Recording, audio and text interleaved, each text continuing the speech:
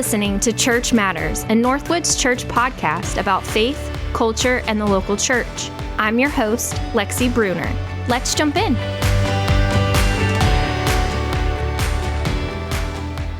Welcome back to the NorthWoods Church podcast. My name's Lexi, and today I am here with Larry Riley, who will be joining us on the NorthWoods staff here in January as the ministry director.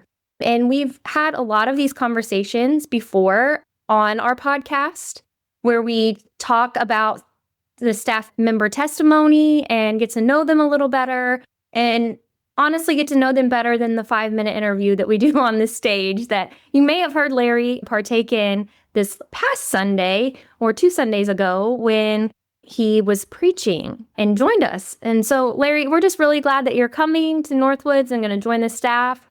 And I'm so glad you're here with me today and so we can get to know you better. Good to be here today. I'm looking forward to getting to know you and the other folks in NorthWoods. We are going to do a little baptism by fire for you today with some questions, and hopefully our congregation will get to know you better and hear what you're about. And like I said, this is something we do with the other staff and have done with the other staff. Most of the pastors all participated, just them. And then Pastor Ryan had one with his wife when he first joined us as the missions pastor. So I'm excited to do this for you. So let's just go ahead and get started. When someone meets you for the very first time, what do you hope they notice about you first? I hope they notice my openness to them, my personality to be willing to hear what they're saying and talk to them. And I want to be a friendly kind of person to them so they feel comfortable around me. So that's great. Pretty quickly. Another good one to start with. What's something that won't show up on a resume if we read one about you? Great question. Probably do more with my desire to travel and the places I've been able to go and preach around the world and teach around the world. I don't put those on a resume, though I've had an incredible opportunity with different mission organizations and mission personnel to be in a lot of different countries and preach in those countries and be able to do leadership training in those countries. But you're not going to see that on a resume because it's not really the thing I want to talk about openly on a resume, because that's just something I think the Lord has allowed me to do, that I'm just so very grateful that He's allowed me to do that.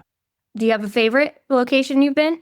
Oh, man, I've been to a lot of incredible locations. Favorite is hard to say. From a ministry perspective, I've really enjoyed doing ministry. We did some work in Ukraine before the war and with the people at seminary there in Kiev.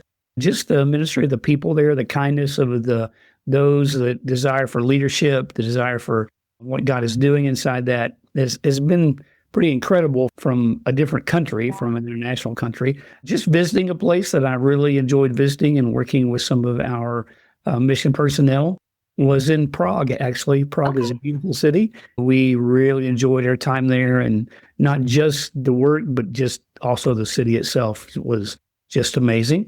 We've been also all over the U.S. We've got to travel actually in all 50 states now, and so that's been great. A real fun thing to do. But just some of the ministry areas all over the country, in the Northeast, in the Northwest, just to see all that God does in all those places are so different because they just represent different people, different cultures, different lifestyles.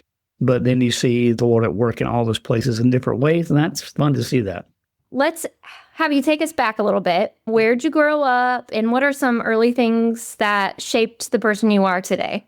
Well, I grew up in Eastern Kentucky. See, when I say Eastern Kentucky, I mean southeastern Kentucky, really in the mountains, the mountain areas of Appalachia.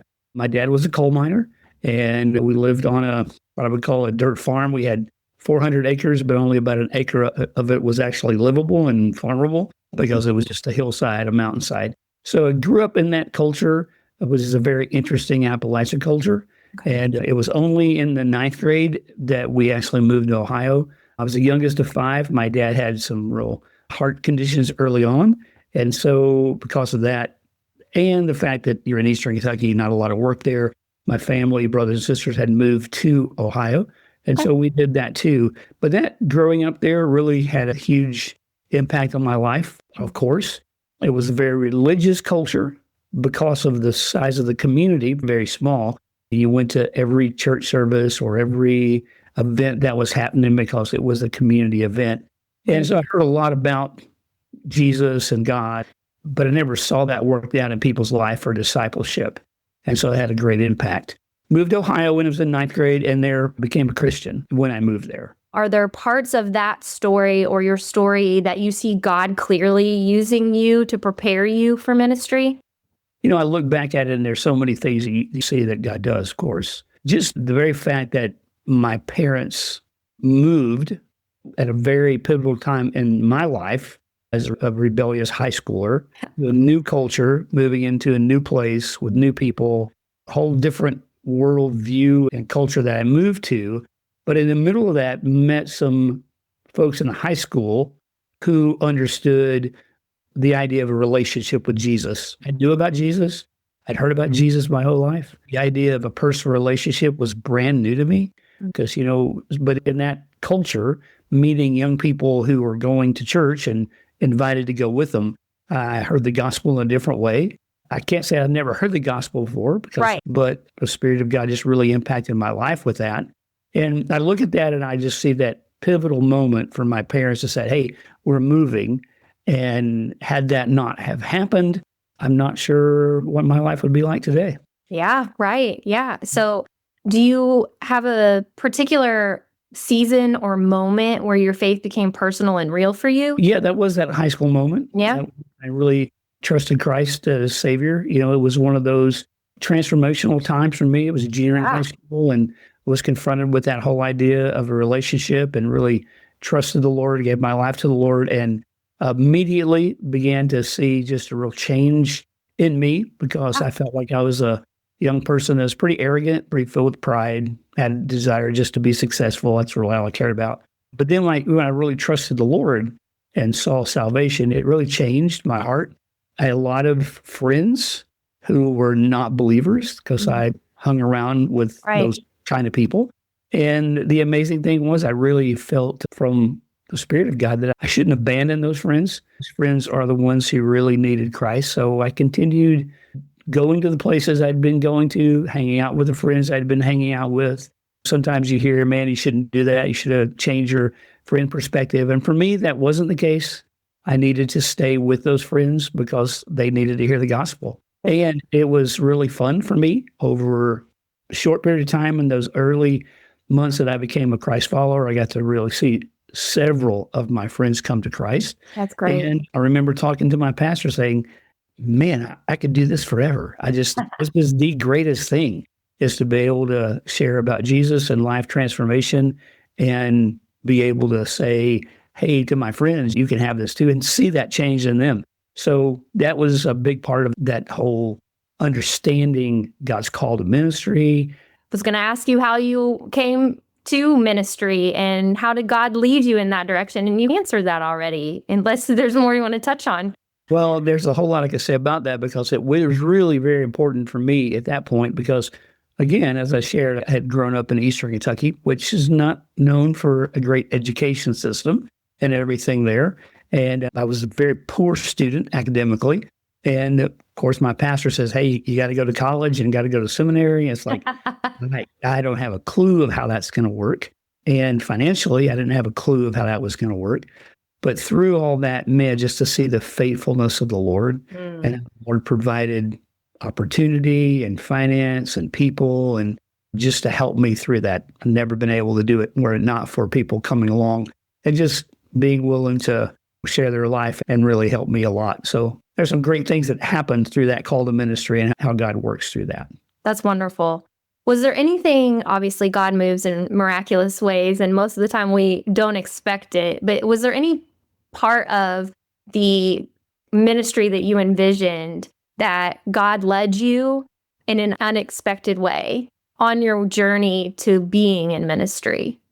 I don't know that I would have thought in terms of the theological understanding that I needed to have in ministry. Yeah. Okay. My background was you see a guy preaching, and that's all I'd known just in small country churches. Right. You only know a pastor, you never had any other staff or anything like that. And so to get into a place where like, oh, in a different church, there can be a guy who works with students or a person who does music or a person who works with kids. That was just a whole new world that began to open up from that perspective. And so to be able to see that and to say, because when you call the ministry, when you don't have any other context, well, I'm just going to be a pastor. That's all I know. And then realizing that, well, there are other opportunities. There's other ways to be involved with ministry, whether it's in education or student ministry. And so I had those opportunities that grew out of that opened us to say, hey, I don't just have to preach. Now, I do that, and I've been lead pastor at 3 or 4 churches, and those have gone really well. That's been wonderful opportunities. But I've also had opportunity to do a lot of other things. And so that's been fun. Yeah, exactly. Like I said, God moves us in unexpected ways, and we don't necessarily know they're coming, right? So correct. That is exactly right. So what are some lessons that God has taught you along the way? Well, I've been along the way for a good while, so there are a lot of those. We could spend a lot of time talking about those. How I would prioritize those would be probably a different matter. I think one of the greatest things that the Lord has taught us as a family is, one, you really have to learn to see where God is at work and then join him at work. And that's goes back to a study by a guy by the name of Henry Blackaby, Experiencing God. And we did that early on in ministry. But just that whole concept that, and I've seen that so many places where if you go to Africa, or if you go to Asia or Europe or wherever, South America, wherever you go, you realize God is at work here. Nope. I'm not bringing God. I'm not doing anything special here. This is God's work, and I just get to be in it. I just get to step into the stream of what he's doing. I'm not creating anything. I'm not doing anything here. I'm just watching and waiting and listening and moving as the Spirit guides us in that way. That's been a great lesson, a great understanding of how you do ministry and what you do. And it is not about me. It is not about what I think. It really is about waiting and just seeing what the Spirit of God is doing and being willing to walk in the Spirit, being able to say, once you see that where God is working at that next step, don't be afraid to step into it. Don't be afraid to say, this is what God is doing and I'm jumping in. Those have just been some really good and helpful things in ministry. Yeah. Relationships are a huge part of ministry, of course. Building the relationship, connecting with relationships, being able to be open in relationships. And that's been a continual lesson that you continue to learn, that I continue to learn, just how you deal with relationships. Challenging, obviously, in churches. We've been part of smaller churches, but much larger churches. And then inside those, you have challenges and conflicts and personalities. How do you navigate those? What does that look like? And how do you navigate them with a spiritual dimension, not a secular dimension? And that becomes something you have to really know the difference between, because sometimes you can get caught up in conflicts or challenges dealing with them from a pure secular personality perspective. And in churches and ministry, it's not who we are. We're being guided by the Spirit. And that should change all those things about how we function and how we feel and how we deal with people. Sometimes it doesn't, which is too bad. So you have to keep continuously working through that. Yeah, we're human. We know, but that's great. So something that the church might not know, but I have the pleasure of knowing, is that you and Bobby go back a little while. We do. Not 2 years, a few years. Okay. Yeah. So can you enlighten us on how you two cross paths? Well, it really just through ministry stuff. I mean, it had to do with pastoring churches and connecting and hearing what he's doing, hearing what I'm doing, and being able to work together like that. And just to see, and I just so respect what he's done at NorthWoods and how he's been such a great part of just ministry and what that looks like. So getting to know him has been a great part of that, just to be able to know his heart, know his desire, know his openness to how God works. I love being able to spend time with people who are open just to saying, hey, what is God doing here? I feel like that's a huge part of who he is. Absolutely. Well, I pastored a church here in Indiana for several years. And so being in the pastor role together has been, you build friendships and relationship with other pastors, and that's really fun. That's great. That's great.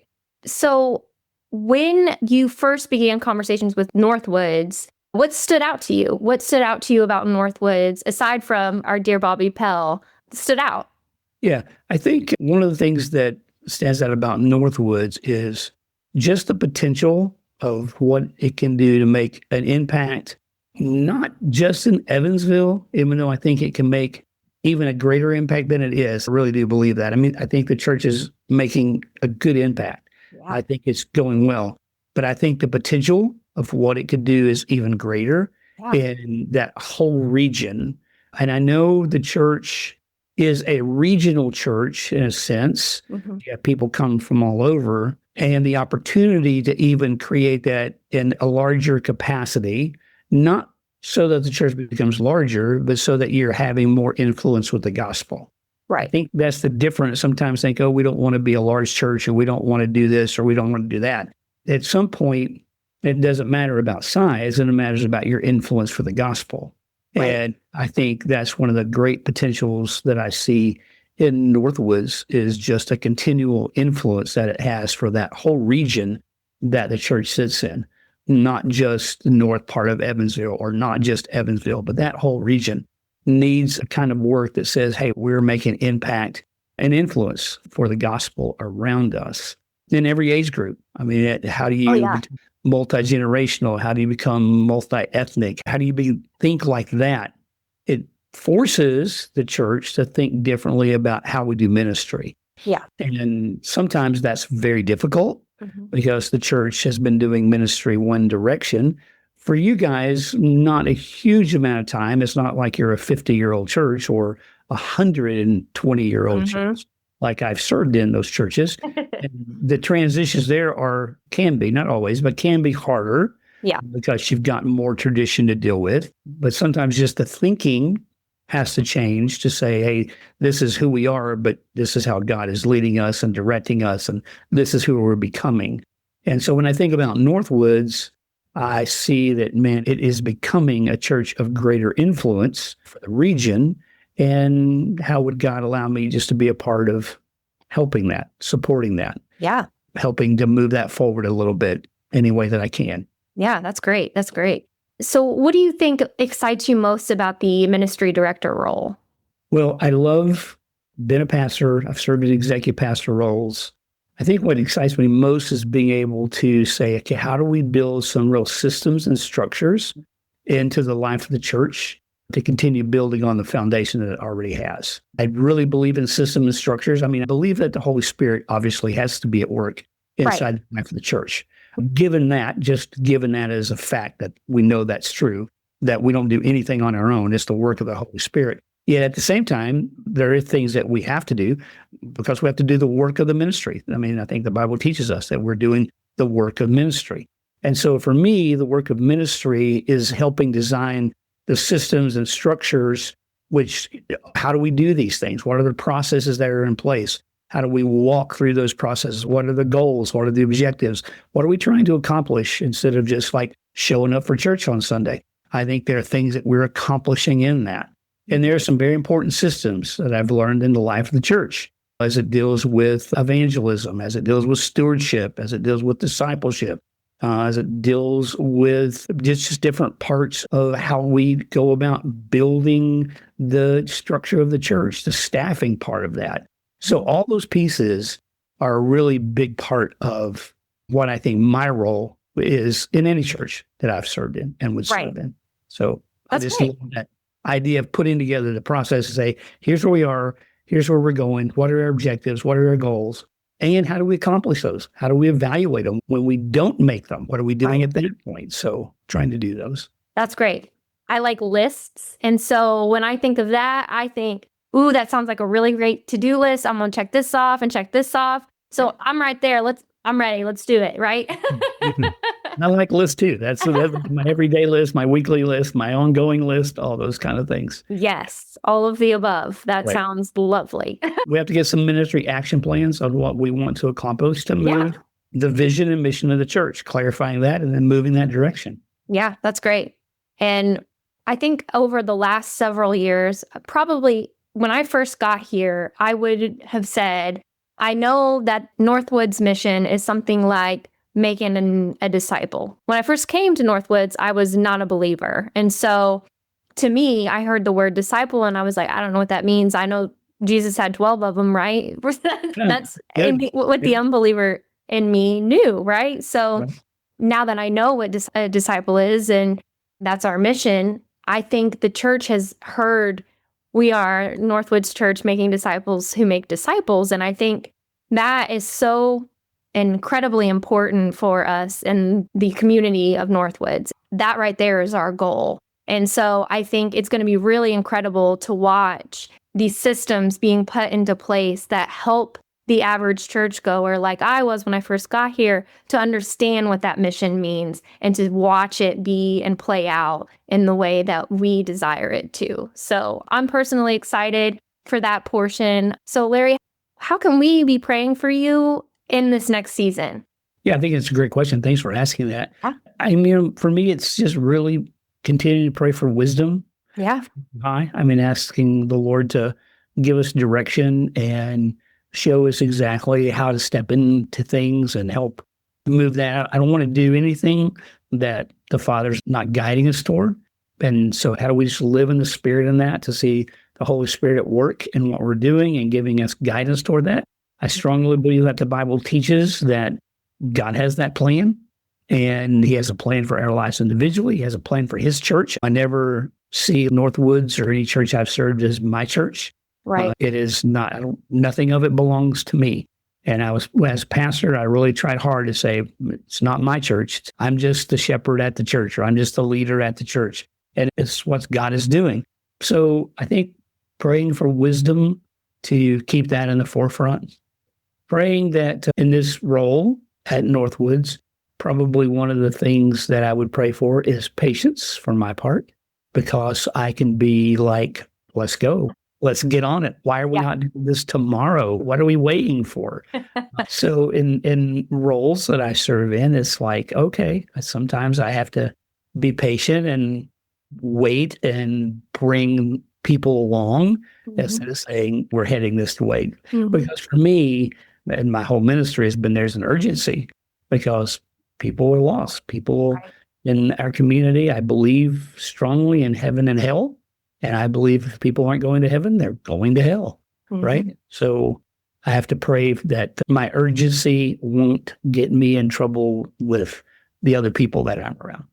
It absolutely makes sense. So just a few more questions here. Sure. This might be on the more personal level. So what's something that brings you joy outside of ministry? Outside of ministry, I really love to travel, but travel oftentimes is ministry. But I really do love connecting with people in all the different cultures and places. And it's really fun for me, I guess, because I grew up in such a culture that was so sheltered. It was the same. I never was exposed to a different kind of culture. And now it's like, man, I love to be able to see different places, eat different foods, try different things. And that's really a lot of fun. Now, and at a more personal level would just be the fact that I love being around our grandkids. That's just fun. We have 11 of those. Wow, okay. They're just so much fun to be able to do things with. That they're always joy. They're always exciting. Our oldest one is 12. Our youngest one is 6 months. So, that's great. Up there. So yeah, whoever's around is the level I get to play on, which is really fun. Well, that's great. So how do you rest and recharge? Really, resting and recharging with me is with people. I get recharged when I'm around people, when I'm hanging out with people, when I'm going to coffee with guys, or our family's going somewhere with people. It's just it's a recharging time. Well, that's great. Well, I'm quite sure that there are going to be some people who want to get to know you even more after our podcast and would be glad to help you recharge and get to know you more after this. So, Larry, I'm just really thankful for you sharing your story with us and letting us hear how the Lord has shaped your life. And I am really excited that He led you here to us, and we're excited to start the journey with you in January. Thanks, Lexi. I'm looking forward to that.